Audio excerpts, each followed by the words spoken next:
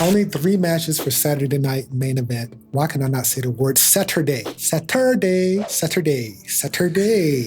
Hip-hop and wrestling. Only 3 matches have been announced for Saturday night's main event as of right now. It's Tuesday. We're recording this on a Tuesday. And I assume they're going to add at least 2 more matches that will probably be announced on Friday. So LA Knight versus Seth, which a decent built-in story with Seth Rollins around and messing with LA Knight in the lead up to the Money in the Bank. That's pretty much all there is to it. So having said that, your prediction, who's going to win?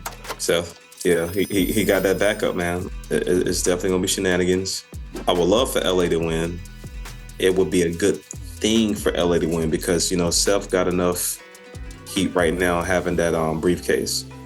So if you want to like build up the story for LA Knight, you would have him win. Seth could take an L. He got that briefcase. So that briefcase is like kind of like keeping him up. Yeah, pretty much. A win for LA Knight would be way bigger than a win for Seth would be. But because of the whole briefcase thing, yeah, I definitely think Seth is going to win, but not clean.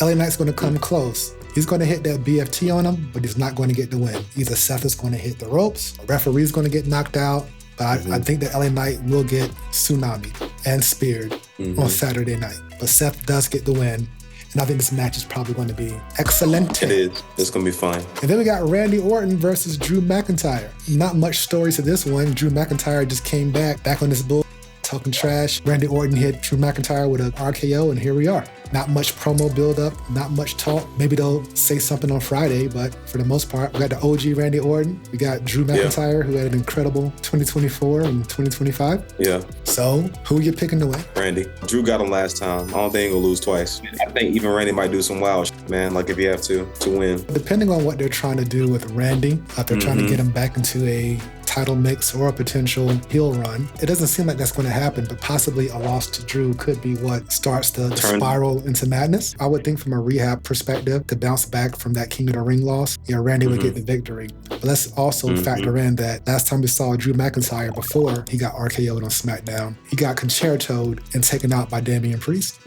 So Drew might need some momentum his damn self. So having said that, I am going to pick Drew McIntyre to win this match. It won't hurt Randy to lose, and Drew needs some momentum depending on what his path is for the rest of the year. Yeah. Actually, we need to figure out what the path is for both of these men. But I know, man. It's like, damn, he don't need to lose, but he don't need to lose either. It's like, that's what I was thinking about before I made my decision. I was like, man, who could afford to lose? Drew can win by cheating, and that'll be acceptable. Yeah, that kind of makes it neutral. You know what I'm saying? Yeah. But I just feel like Randy gotta win. You just lost King of the Ring. You gotta win this next match. Yeah. You got to.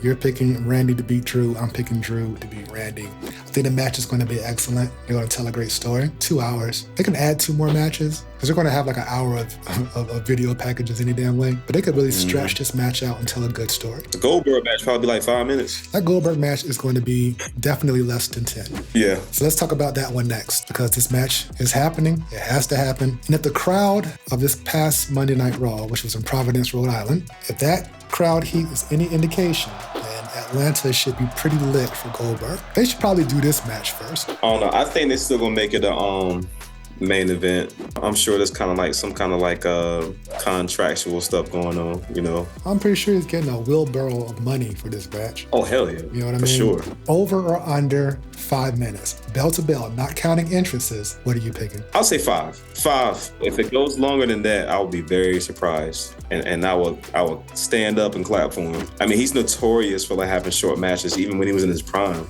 And that's 5 minutes if he's winning, or 5 minutes if he's losing, or 5 minutes regardless. 5 minutes. Now, you know what? Let me stop. Let me stop seeing like I'm hating. Maybe 10 minutes.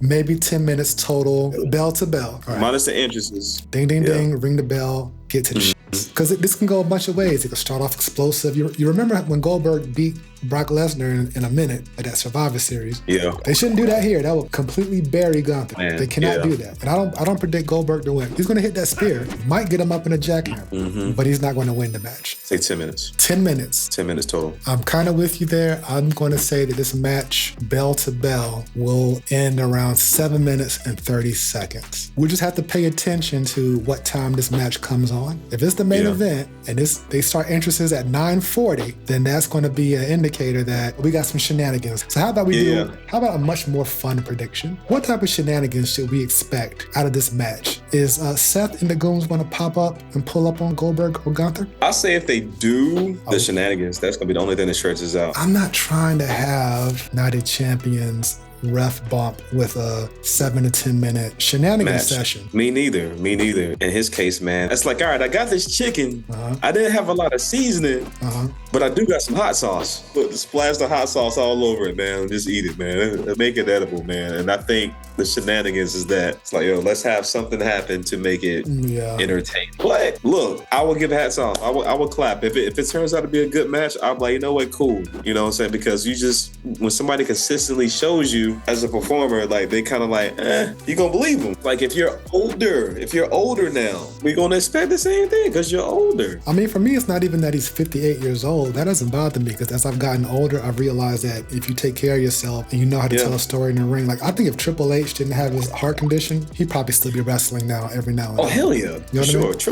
Triple H is one of those ones though, too. Yeah, I flew all the way to Greensboro to see Sting's last match. I think he was 62 and still in there getting tossed through tables and shit. He did his thing. Like, you just got to know how to work, and the crowd connection kind of helps. So Goldberg, all we want to see is a spear and a jackhammer, and just don't fuck him up, and don't go concussed, ramming yourself into the damn ring post. Don't headbutt the door before you walk out. But I hope he does do the full walkout with the security. And you got to do the whole the little combination.